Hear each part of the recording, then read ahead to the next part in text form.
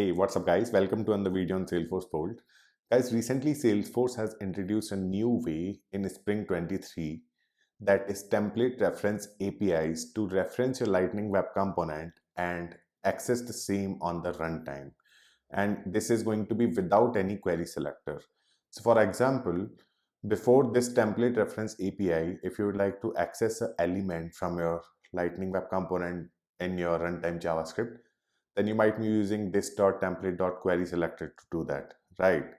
But now Salesforce has introduced the template reference API, which makes it easier to reference your Lightning Web Component and access it on the backend in the JavaScript on the runtime.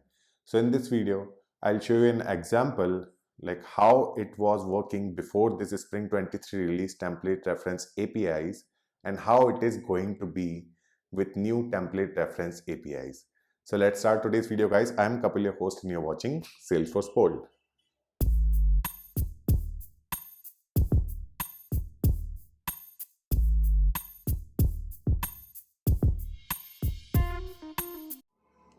Alright guys, so in this video I'll show you how you can use the template reference APIs to give a easier reference to your Lightning Web Component and how you will be able to access it. So as a Lightning Web Component developer, most of the time when you will be having compositions, when you will be having parent and child component, so to access child component function, you need to access its element first, right?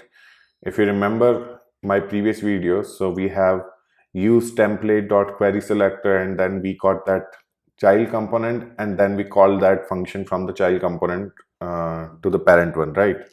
So in this video also I'll show you how you can use this template reference API to give a reference, to give a proper reference to your Lightning Web Component, the child one, and how you can call its function using this reference. Okay, so we'll be having the parent and child composition for this example. You can use it anywhere else as well. Let's suppose maybe you would like to have it on a div or on a specific element which needs to be accessed. So the same template reference API can be used there as well. All right.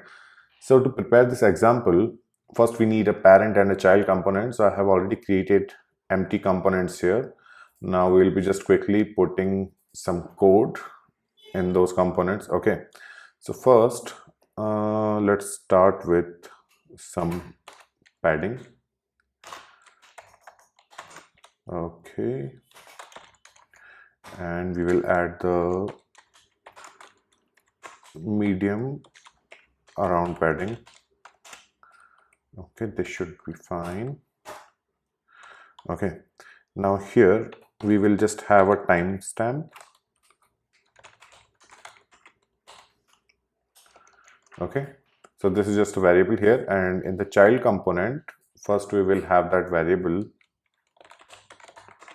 timestamp and we will be having new date in it. Okay, so this is very basic functionality, guys. Okay, and then we will create a function in the child component which will be called from parent component. So for that we need to access the child component in parent component, and that's where I will show you how you can use the template reference APIs and how it is going to be if you were not having this template reference APIs.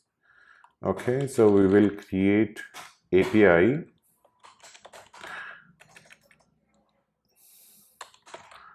refresh and this dot timestamp. So whenever we will call this refresh function, it will refresh the timestamp to the current timestamp. So we'll be having like date, time, hours, minutes, seconds as well. So we'll be able to see the difference in it. Okay, so let me quickly deploy this child component first. Deploy source to org, and then let's move to the parent one. So in parent component, basically we'll be having that child component and we will try to access that child component function from this one using the template API reference.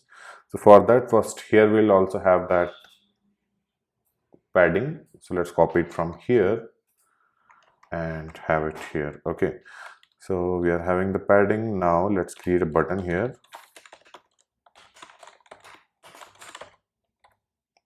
So on the click of this button, we will call that child components function. on click,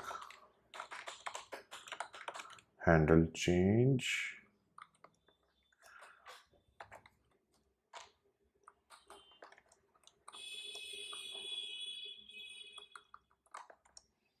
okay, let me close it.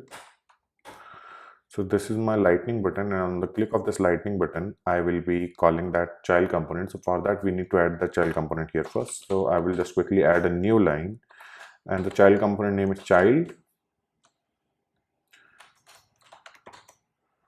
Okay. Now let me save it quickly, and on the JavaScript now, I will be creating the handle click, which will be calling this function from this child component. So here I will just do handle click. Okay, and here this is like before Spring 23. So before Spring 23, we were having the default functionality to access the DOM element, which is this dot template dot query selector. Then in this query selector, we have to pass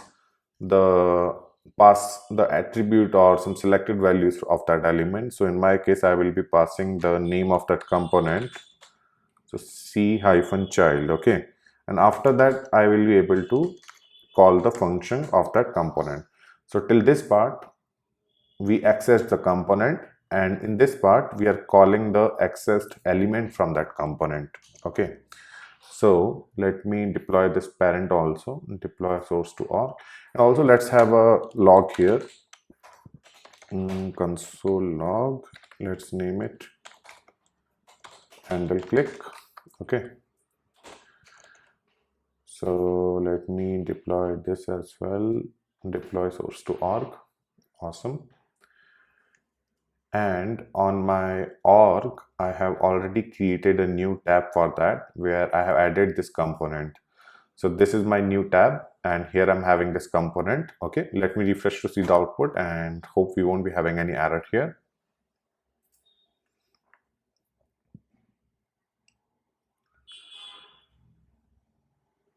Awesome. So we are not having any error here. Here you can see today's date and time.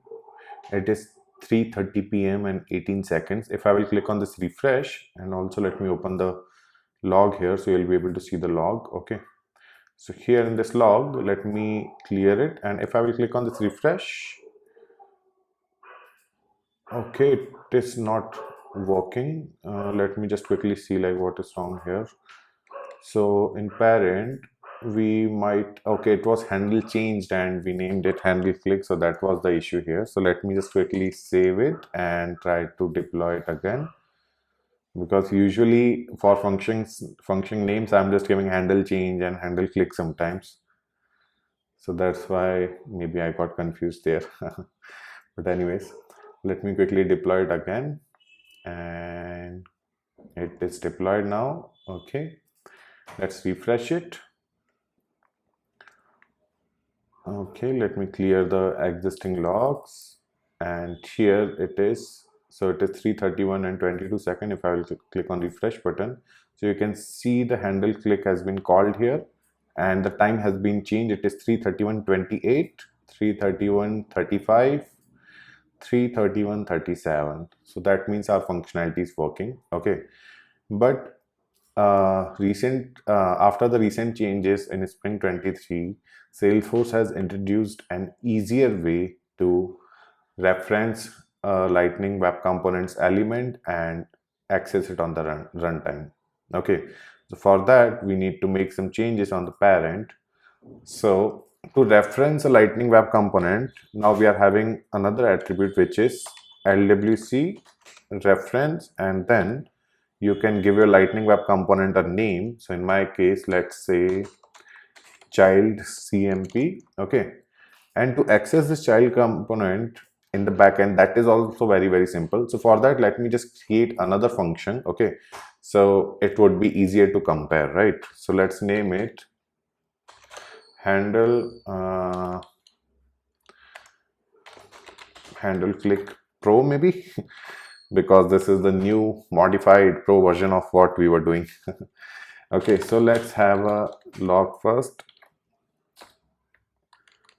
So handle click pro, And here, instead of this dot template dot query selector, then name of the query selector and then refresh. That was the previous way, but now we can do it like this dot reference dot name of your reference, which is child CMP in my case, and then you can simply call the function from it. All right. So here till this full stop, we have retrieved the component, and after that we are using the retrieved element from that component. Okay. Now let me change the function name to that buttons click here, and let me deploy it again. Deploy source to org.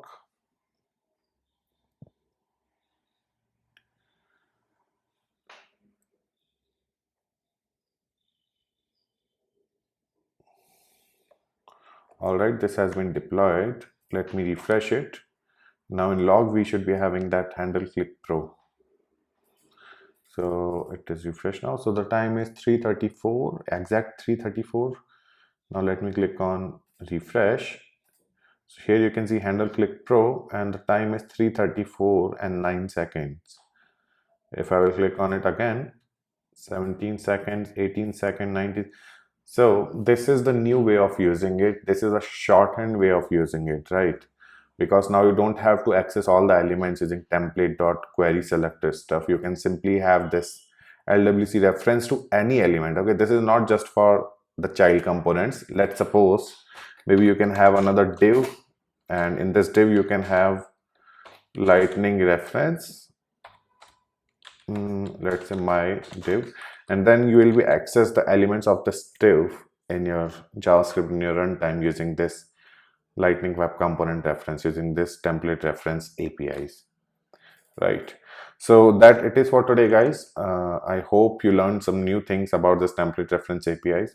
If you need the complete code, if you were not able to follow me during this example and need the complete code to try it again, so you can simply go to my blog, which is salesforcepol.com, and also I will be having that code snip link in this comment in the description of this video below, right?